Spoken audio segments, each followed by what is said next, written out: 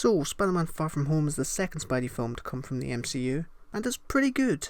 As someone who really enjoyed Homecoming and this take on the character, seeing Spidey step up and come into his own was always something I was going to be up for, and although I don't think we're fully there yet, this was definitely a step in the right direction. Coming straight from Endgame, this film is a lot more of a fun romp. We do touch on the aftermath of the snap, now referred to as the blip within the first few scenes, and considering they were played mostly for laughs, I didn't actually mind how it was handled. Anyway, I guess I'll go through some of the things I liked about the film, and then some that didn't quite work for me. I thought this film was a lot better paced than Homecoming, there wasn't any point where I felt it was dragging, and no scene went on longer than it should have.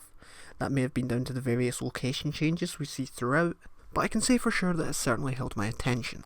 The action in this film was some of the best I've seen in a very long time. I thought the CGI for the most part was pretty solid, the elementals were a pretty cool design, and those Mysterio illusion scenes were pretty damn incredible. Going into this film, I was really interested to see how that would translate to screen, and man did they deliver. A lot of it actually gave me Doctor Strange vibes and how weird and creative it was, and I absolutely loved how it was executed. I thought Jake Gyllenhaal as Mysterio absolutely knocked this one out of the park, and was easily my highlight. Although I was expecting a twist going into the film, I thought that it was handled fairly well, and as soon as Peter hands over the Edith glasses, I just knew that shit was about to go down. Something else this film does right. Spider-Man actually has repercussions. Remember in Homecoming when Spidey blew up that dude's sandwich shop and split a boat in half, and other than getting a telling off from big boy Tony Stark, everything seemed alright? Yeah, that's not this film. We feel the weight on this guy's shoulders for every minute of the runtime, and he's constantly fucking up. Some of the best scenes actually come from Peter reflecting and looking over his actions, to the point where he's contemplating if he even wants to be Spider-Man anymore. Tom Holland was as great as usual, and has easily cemented himself as my favourite live-action Spider-Man. He just gets the character, you know? I may make a separate video delving into why I like his interpretation so much. So if you'd be interested in seeing that, then leave a comment down below. And I'll be sure to get it out at some point. Hopefully within the next 6 months, because knowing me, I suck at actually releasing content. But on the topic of stuff sucking, now it's time to get into the stuff that didn't quite do it for me. There are way too many jokes, man. And unlike in Homecoming, a lot of them really don't land. I don't think I've cringed as much at an MCU film as I did when watching this.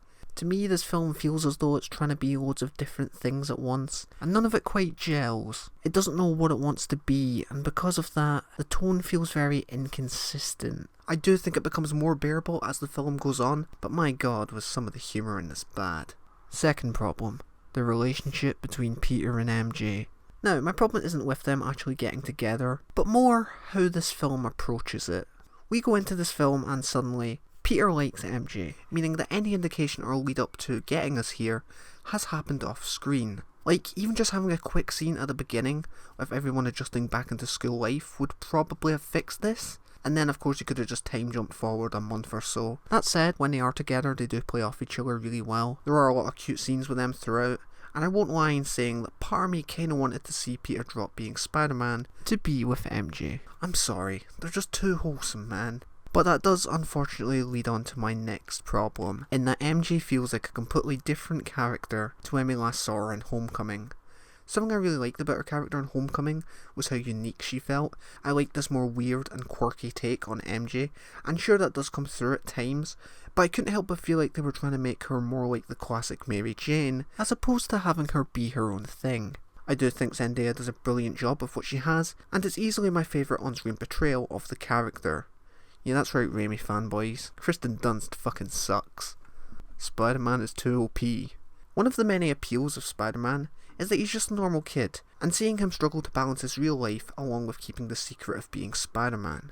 And I get that in this universe, it's not just Spider-Man, but I feel like having Tony continue to play such a big part in his life is taking something away from the character. We have Jon Favreau return as Happy, which by the way I'm not upset about. Happy is great. But by the end of this film, Peter essentially now has access to unlimited customizable suits and his own army of drones protecting him. This as well as having Happy there to help him out when he gets into a scrape. And you see what I mean, right? I thought that the point of this film was about Spider-Man realising that he doesn't need to be the next Iron Man to be a hero, but he still kind of has all of the perks of being Iron Man.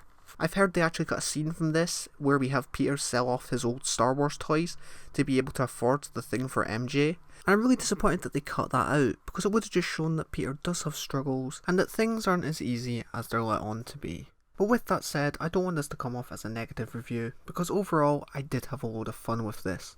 It's one I feel both old and modern fans will be able to get a kick out of, and it felt like a fitting place to end this phase. I think comparing it to Homecoming is probably the stronger film as a whole, but Far From Home is the better Spider-Man film. I give Spider-Man Far From Home an 8 out of 10.